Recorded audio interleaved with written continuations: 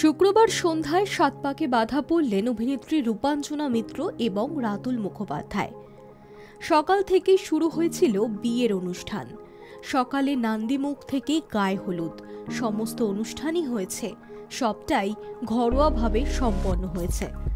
প্রায় 6 বছরের সম্পর্ক তাদের, এবার স্বামী স্ত্রী হলেন তারা। বিয়েতে কেমন সাজলেন কনে রূপাঞ্জনা? পরনে লাল বেনারসি, মাথায় শোলার মুকুট, গলায় গোলাপ ফুলের মালা, হাতে শাখা পলা, হালকা সোনার গয়না, কপালে চন্দনের নকশা। একেবারেই সাবেকি সাজে দেখা গেল তাকে।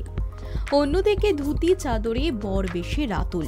শুভ দৃষ্টিতে রূপাঞ্জনা একেবারেই লাজুক কনে।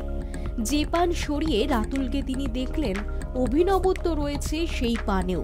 পান পাতায় সাবেকি আঁকা ডিজাইন, সঙ্গে লেখা শুভ বিবাহ। ঠিক এভাবেই কলকাতার 5 তারা হোটেলে বিয়ে সারলেন রূপাঞ্জনা এবং রাতুল। গত বছর 23শে ফেব্রুয়ারি দার্জিলিংয়ে বাগদান সেরে 19শে এপ্রিল এবার কলকাতার এক হোটেলে বিয়ে করলেন রূপাঞ্জনা। রূপাঞ্জনা এবং রাতুলের খুব ঘনিষ্ঠ মানুষেরাই উপস্থিত ছিলেন এই বিয়েতে। ছিলেন অভিনেত্রী ঈশা সাহা, সন্দীপ্তা সেন, প্রযোজক রানা সরকার, টলিপাড়ার চেনা মুখ রাহুল দেব বসু, দেবাদ্রিতা বসু প্রমুখ।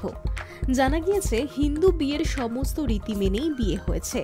Single mother Rupanjana.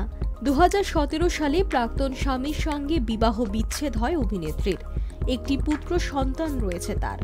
একা হাতেই ছেলেকে মানুষ করছিলেন অভিনেত্রী। সিরিয়াল সিনেমার কাজের পাশাপাশি পরিবারের সমস্ত দায়িত্ব সামলান অভিনেত্রী। অন্যদিকে রাতুলও টলিপাড়ার চেনা মুখ।